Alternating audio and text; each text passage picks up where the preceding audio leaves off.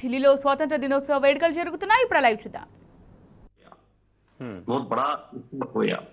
ये ठीक है कि उससे पहले हम कश्मीर का बहुत बड़ा हिस्सा खो चुके थे, लेकिन तब तक संविधान लागू नहीं हुआ था, बनने के दौर में था, तो वो सारी चीजें चल रही थी। कैसे हम जन आकांक्षाओं को, बाकी जो चीजें हैं, हम एकता बंधुत्व की बात करते हैं, हम जन आकांक्षाओं की बात करते हैं, कैसे हम समान अवसरों की बात करते हैं, और इसको लेकर एक लंबी डिबेट है, एक लंबी चीज है कि कैसे इंडिया ने क्या क्या ग्रोथ पाई। तो जो आपस के मतभेद है, डाइवर्सिटी के बावजूद कुछ समाज के वर्गों को उठाने के लिए तमाम प्रावधान किए गए, अलग अलग प्रधानमंत्रियों ने किए, और उनका एक बड़ा असर ये हुआ है कि आर्थिक तौर पर अगर आप देखते हैं, साक्षरता के तौर पर देखते हैं, जो हमारी जीडीपी थी और जितना थी कोई 8,000 कुछ करोड़, और आप सोचिए लाखों करोड़ में पहुंच गई है।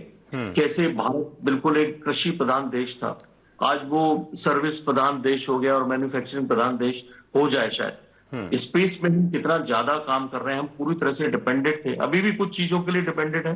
तो प्रधानमंत्री ने जो यहीं से नारा दिया लाल किले से ही, मोदी जी ने, कि आत्मनिर्भर भारत बनना है, और उसके लिए मेक इन इंडिया और तमाम सारे कैंपेन चलते रहे।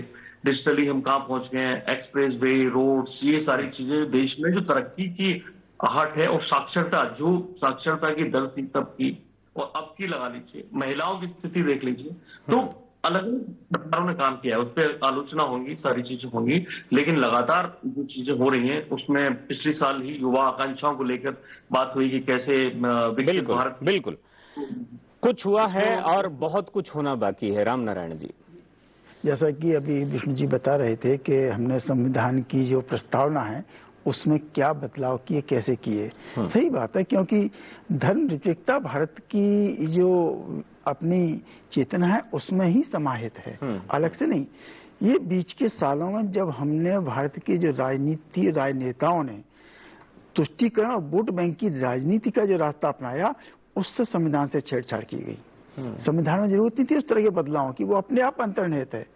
जब हम राम शब्द बोलते हैं तो अपने आप में हमारा भक्ति भाव जाग जाता है, उसमें जोड़ने की जरूरत नहीं होती है। लेकिन क्योंकि हमने जो राजनीति की और जो तुष्टीकरण की तरफ जो बढ़े, हम जिस तरह से हमने सांप्रदायिकता शब्द को कहा कि ठीक नहीं है, लेकिन उसी पर जोर दिया पिछले 80 सालों में, उसी का परिणाम है कि हम अपने उस मूल पथ से भटक गए हैं, जिस पथ पर वो हमने 1000 साल पहले छोड़ा था। भारत की जो विशिष्टता थी वो छोड़ा है। आज हम अनुगामी बन गए हैं, अनुसरण करने वाले बन गए हैं, पश्चिम का कर रहे हैं, हम विकसित भारत के लिए दूसरी तरफ देख रहे हैं, जबकि हमारे अंदर की क्षमता है। हमने बड़े बड़े संकटों को झेला है। हाल में कोविड महामारी आई, हम उससे उबर गए, इतने जल्दी उबर गए, जबकि बड़े बड़े विकसित देश उससे परेशान रहे। क्योंकि हमारी अंतर्निहित क्षमता जो है, हमारी जो प्रज्ञा, हमारी मेधा है और हमारी जिजीविषा है, वो हमको हमेशा आगे रखती है। इसलिए 1000 साल की गुलामी के बाद भी हम टूटे नहीं हैं, हम लगातार मजबूत रहे। और ये भारत के लोगों के अंदर की जो ताकत है उसको जगाने की जरूरत है। हम लंबे समय तक, होता क्या है, लंबे समय तक गुलामी रहते तो आदत पड़ जाती है, हमको एक उसी जीवन में जीने आदत पड़ जाती है। आज हम देख रहे हैं कि नौकरी के शब्द, कि अंग्रेजों ने नौकरी दी तो हमको नौकरी का ही पड़ गया, जबकि हम नौकरी हमारे हिंदुस्तान की व्यवस्था का अंग नहीं है। हम स्वरोजगार पे जाते हैं, रोजगार पे जाते हैं, हम अपनी मजबूती पे जाते हैं। तो जो पंथ हमने जो रास्ता अपनाया, उस रास्ते को बदलने की जरूरत है, स्वावलंबन की तरफ बढ़ने की जरूरत है, स्वरोजगार की तरफ बढ़ने की जरूरत है। हमको अपनी क्षमता बनाए। आज भी जब देश में संकट आता है तो हमारे घर से बैंक में लोन पर निर्भर नहीं रहते, हमारे घरों का इतनी संपत्ति रहती है, महीनों का इतना पैसा रहता है कि हम उन संकटों से उभर जाते हैं। तो जब 80 साल हो गए, हम जल्दी ही 100 साल तक बढ़ रहे हैं और विकसित भारत की लक्ष्य तक बढ़ रहे हैं, तो हमको अपनी अंतर्निहित शक्ति है उसकी तरफ जाना पड़ेगा। बिल्कुल, प्रधानमंत्री जो है वो लाल किला परिसर की तरफ बढ़ते हुए, लाल किला परिसर में पहुंचने पर माननीय प्रधानमंत्री महोदय का स्वागत विधिवत रूप से रक्षा मंत्री श्री राजनाथ सिंह और रक्षा राज्य मंत्री श्री संजय सेठ द्वारा किया जाएगा। रक्षा सचिव श्री राजेश कुमार सिंह भी वहां पर उपस्थित हैं, जो प्रधानमंत्री महोदय का परिचय GOC Delhi area lieutenant general Rajesh Sethi से कराएंगे।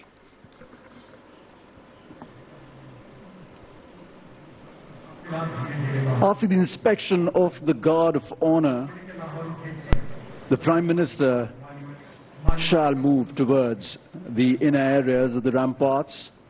The Guard of Honor contingent for the Prime Minister consists of 1 officer and 24 personnel, each from the Army, Navy, Air Force and Delhi Police. The Indian Army is the coordinating service for the Independence Day celebrations this year. The Guard of Honor will be commanded by Lieutenant Colonel Arjun Singh.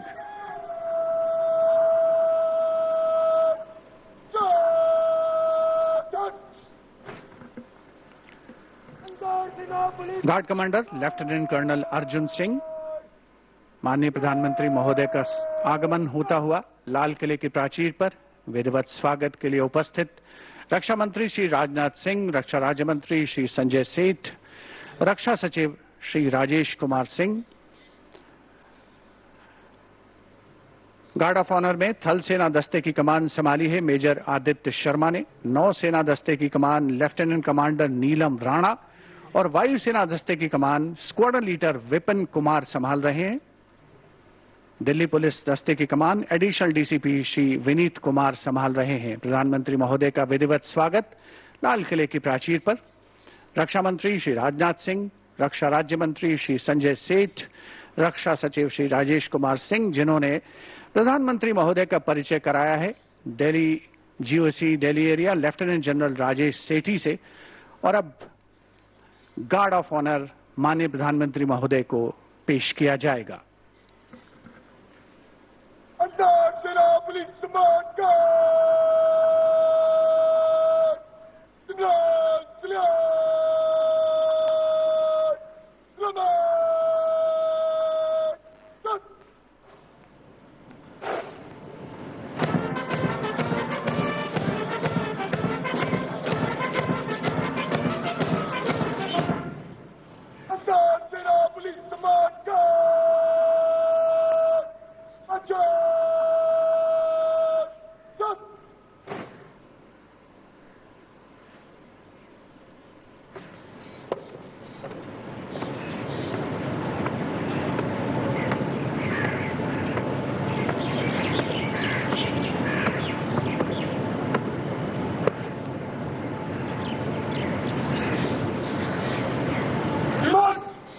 सेना police सम्मान guard निरीक्षण के लिए हजरत।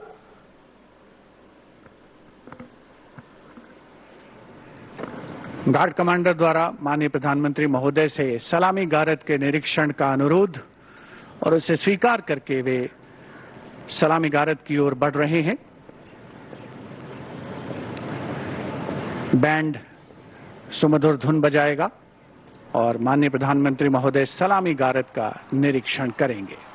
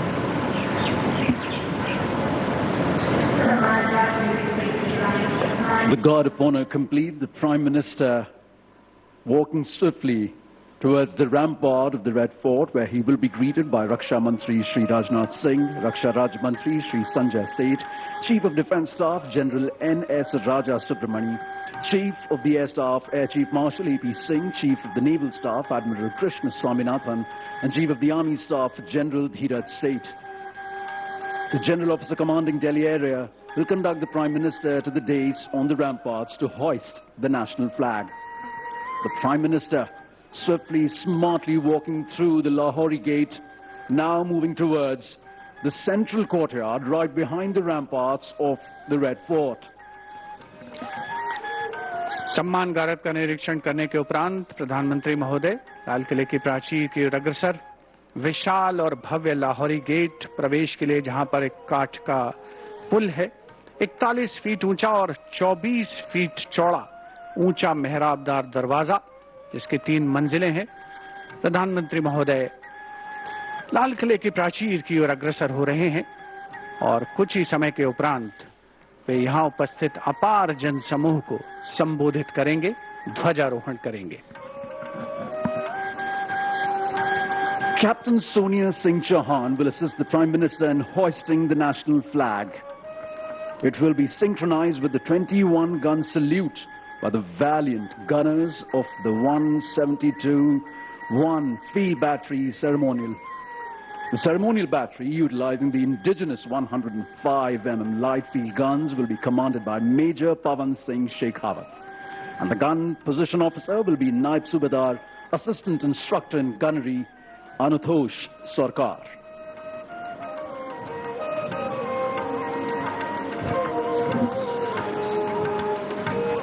माननीय प्रधानमंत्री महोदय का लाल किले की प्राचीर पर आगमन हो रहा है, जहां उनका स्वागत रक्षा मंत्री श्री राजनाथ सिंह, रक्षा राज्य मंत्री श्री संजय सेठ, रक्षा सचिव Shri Rajesh Kumar Singh, CDS general NS Raja Subramani, थल सेना अध्यक्ष जनरल धीरज सेठ, नौसेना अध्यक्ष एडमिरल कृष्णा स्वामीनाथन और वायुसेना अध्यक्ष air chief marshal Amarpreet Singh द्वारा किया गया। प्राचीर के अग्रसर हैं माननीय प्रधानमंत्री महोदय। अन्य विशिष्ट अतिथिगण अपने अपने निर्धारित स्थान की ओर अग्रसर होते हुए उपस्थित जनसमूह उत्सुक प्रतीक्षा करते हुए प्रधानमंत्री महोदय के उद्बोधन की। The moment that everyone has been waiting for, and happily so. The moment the Prime Minister will reach the central dais of the ramparts, the prime representative of 1 billion plus souls, where he shall hoist the national flag. लाल किले के सामने का इलाका सर्वधर्म संभाव का परिचायक है, जहां पर श्री दिगंबर जैन लाल जी मंदिर है, साथ में उसके दाहिनी ओर प्राचीन गौरी शंकर मंदिर है और लाल किले के बाईं ओर भोजला पहाड़ी पर लाल पत्थर से बनी ऐतिहासिक जामा मस्जिद अपने विशिष्ट स्थापत्य कला के लिए मशहूर भारत की गंगा जमुनी संस्कृति की परिचायक। यहीं पर सीसगंज गुरुद्वारा भी है और बैप्टिस्ट चर्च भी है, जो सही अर्थों में भारत की सर्वधर्म संभाव की भावना का संप्रेषण करता हुआ नजर आता है। And we now approach the high point of the celebration, the unfurling of the national flag and the address to the nation, recognizing that citizens are the true driving engine of our democracy.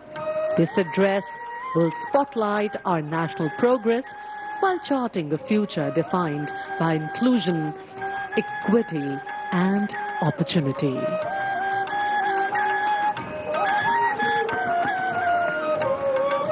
उपस्थित जनसमूह उत्कंठा से प्रतीक्षा माननीय प्रधानमंत्री महोदय के उद्बोधन की। लाल किले की प्राचीर के सामने जो नेशनल फ्लैग गार्ड मौजूद है, वहां पर संयुक्त टुकड़ी के साथ थल सेना का बैंड भी है, जिसमें 1 जेसीओ और 25 अन्य रैंक वाले थल सेना बैंड की मौजूदगी है, जिसका संचालन सूबेदार ईश्वर सिंह कर रहे हैं। विशिष्ट अतिथिगणों का आगमन हो चुका है, सब अपनी जगह पर विराजमान हैं। राष्ट्रीय ध्वज फहराने और राष्ट्रीय सलामी लेने के दौरान थल सेना का बैंड राष्ट्रगीत की धुन बजाएगा और देश के स्वाधीनता दिवस के पावन अवसर पर पहली बार लाल किला परिसर पर उपस्थित हर व्यक्ति द्वारा राष्ट्रगीत का गायन किया जाएगा। Let freedom reign. The sun never set on so glorious a human achievement. As the Honorable Prime Minister Shri Narendra Modi himself said, the price of independence was heavy, but the freedom it brings is absolutely priceless. And priceless are the moments that we see captured by Doordarshan cameras, looking at a magnificent view of the ramparts and the central dais, Everyone in the audience enclosures waiting for the arrival of the Honorable Prime Minister at the central dais, from where he will hoist the national flag and address the nation. Excitement all around, smiles galore. The hope in the eyes, the brightness on the faces truly shows that each and every person here truly believes in the story of India, in the growth story of India, in the sustainable story of India. हमारे 80वें स्वाधीनता दिवस समारोह की एक और खास बात, इस बार जो एनक्लोजर्स हैं, जो दीर्घाएं हैं, दर्शक दीर्घाएं और विशिष्ट दीर्घाएं, उनके नाम भारत की प्रमुख झीलों के नाम पर रखे गए हैं। इनमें भटकल, भीमताल, चंद्रताल, पुलिकट, पुष्कर, रविंद्र सरोवर जैसी झीलें शामिल है। यहां पर उपस्थित जनसमूह आप देख सकते हैं।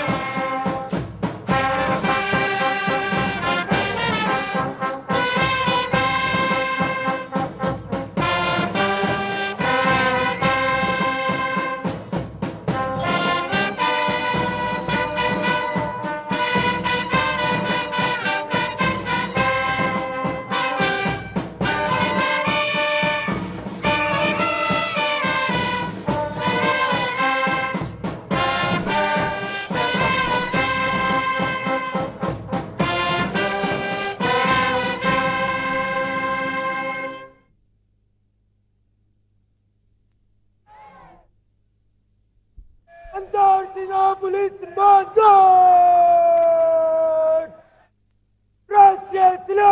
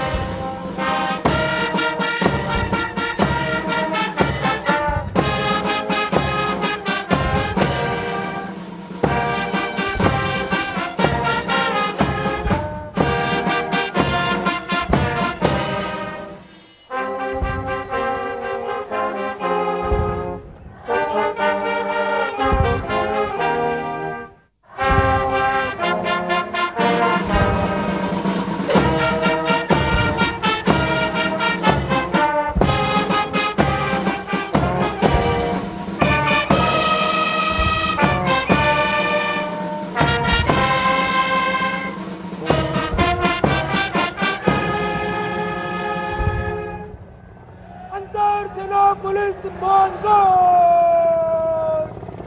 Bajao! Check!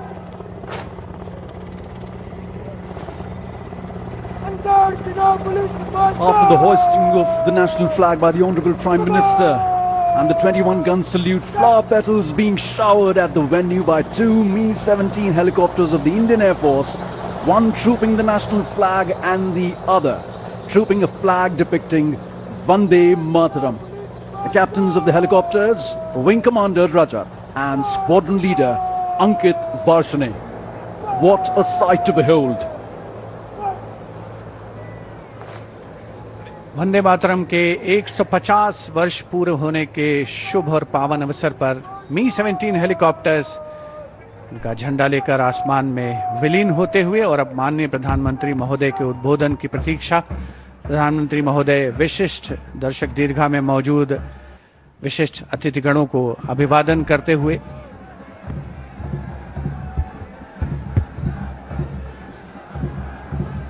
flower petals coming onto the ground like blessings from all our freedom fighters, from all our elders. Shri Bankim Chandra Chatterjee's song Vande Mataram, which still unites, still